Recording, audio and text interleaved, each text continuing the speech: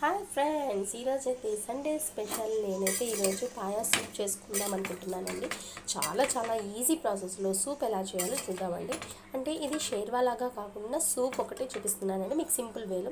పాయా ఉంది కదండి, మేక కాళ్ళు అవి చక్కగా క్లీన్ చేసేసి, అంటే బ్లాక్ కలర్ ఉంటుంది కదండి, అది కొంచెం చాక్ తోటి మనం క్లీన్ చేసేసుకోవచ్చు అనమాట. ఇలా జస్ట్ ఇలా గీరితే ఆ బ్లాక్నెస్ అంతా పోయి కొంచెం చేదు అనేది రాదండి. ఓకే, నేను ఇందులో అన్ని ఐటమ్స్ వేసేసానండి.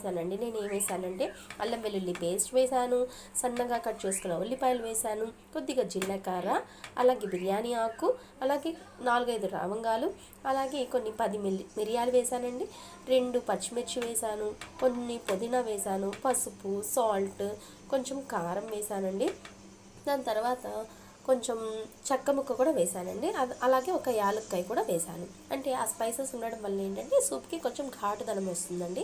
ఇవన్నీ వేసాం కదా, ఇప్పుడు అవన్నీ కూడా గరిటెతోటి ఒకసారి బాగా కలిపేసుకుందాం. ఓకేనండి. ఇక్కడ ఆయిల్ వేసాను, 4-5 స్పూన్స్ అలా వేసాను అనమాట.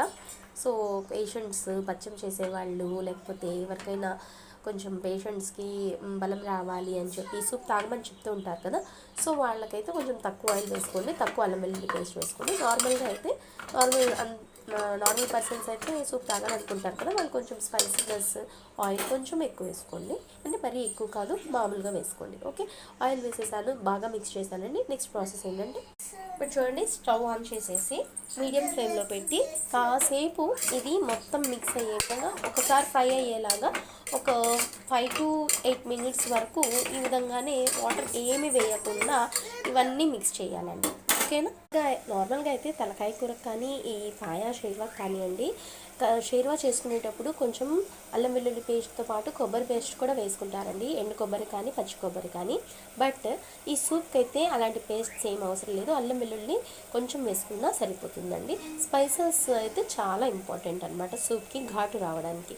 పెప్పర్ పౌడర్ అది మెయిన్గా మంచి టేస్ట్ ఇస్తుందండి. గరం మసాలా పౌడర్ కూడా చాలా ఇంపార్టెంట్. అది మేము ఏంటంటే ఎప్పుడు ఫ్రెష్గా చేసి వేస్తామన్నమాట. సో నేను అదే విధంగా చేస్తాను ఇక్కడ. ఇప్పుడైతే నేను గరం మసాలా ఏం వేయలేదు, జస్ట్ ఇందాక చెప్పిన స్పైసెస్ అన్నీ వేసి మిక్స్ చేసి కాసేపు ఫ్రై చేసినట్టు ఆ ముక్కలకు మసాలా మొత్తం పట్టాలండి. నేనైతే ఇక్కడ 6 మినిట్స్ ఫ్రై చేశాను ఈ విధంగా. ఇప్పుడు వాటర్ చేస్తున్నాను కాబట్టి ముక్కలు ఈ విధంగా మునిగే విధంగా వాటర్ వేసేసుకోవాలి.